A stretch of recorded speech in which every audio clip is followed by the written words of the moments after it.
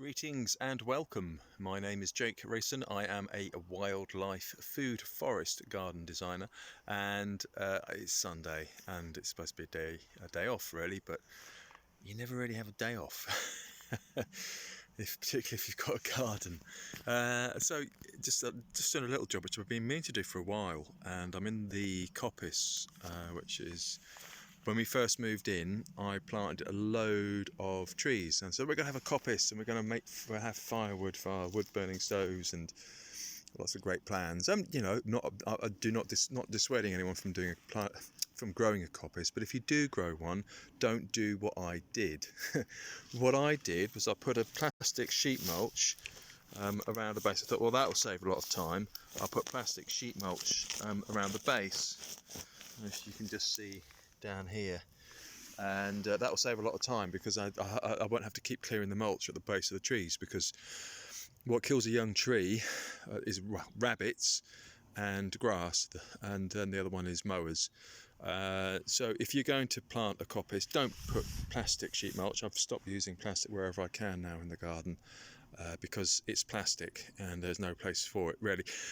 The best thing it's for is polytunnels and for watering systems, and then kind of recycling existing plastic, and that's basically my aim now, is to do that, but pretty much everything else I'm trying to avoid it.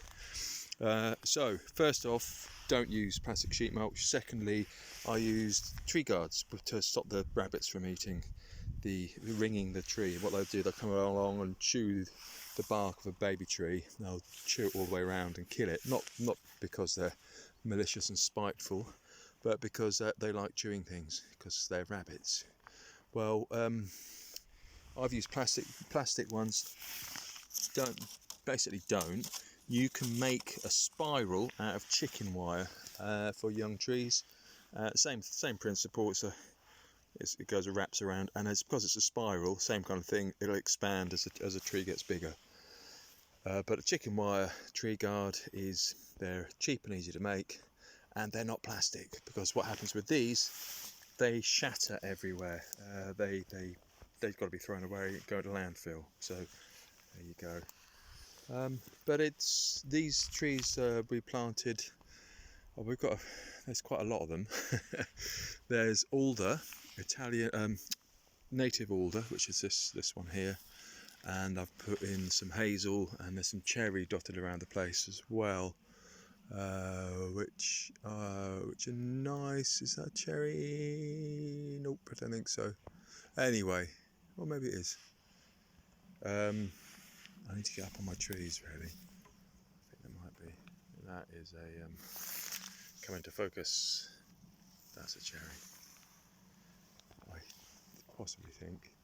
Anyway, and then these are alders with the catkins and the flower. Male and female flowers on the same tree. Can't remember what that's called as a botanical term for it. Are they pretty? Purple, really, really purpley. So yeah, they're coming along. They'll take a while to start coppicing. What I'd recommend doing is getting hold of somebody who knows about coppicing, and then say, you can manage the coppice on my land, and do some sort of quid pro quo sort of thing. There we go. So we've got a native alder, Ulmus glutinosa, and we've got bird cherry. Can't remember Prunus. Can't remember bird. Whatever bird is in Latin. And then there's some hazel down there. You can see the yellow catkins possibly through there, and right at the bottom there's some sweet chestnut as well. So it's a good mix. So it'll be lovely. Oh, and the other thing I'd heartily recommend doing, if you've got any size land at all, is to get a wheeled brush cutter. They're expensive. That thing over there in the distance, they are expensive. But then if you've got acres of land, we've got 8 acres here. It means that you can easily cut the boundaries and keep the bramble out. Bramble's got in here, so we'll need more work to keep it down.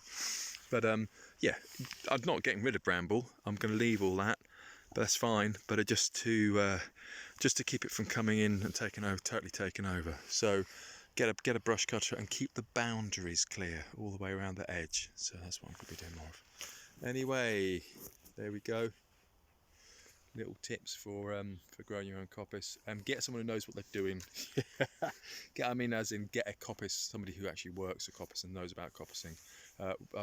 There's a brilliant chap. He lives a bit too far away, unfortunately. He lives in Fishguard, and yeah, I've kind of asked him about it. So if you can find someone local who actually will use the will use the wood as well, and then you can kind of come to some sort of arrangement. Right, that's me.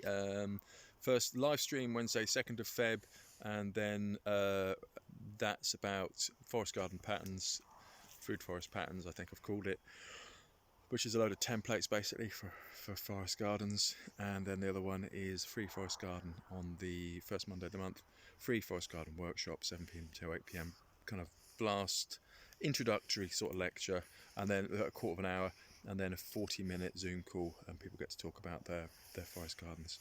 So there we go. On my website, natureworks.org.uk/courses, I think that's all there. You'll find it. Okay, see you soon. Oh yeah, subscribe. Thank you. Bye.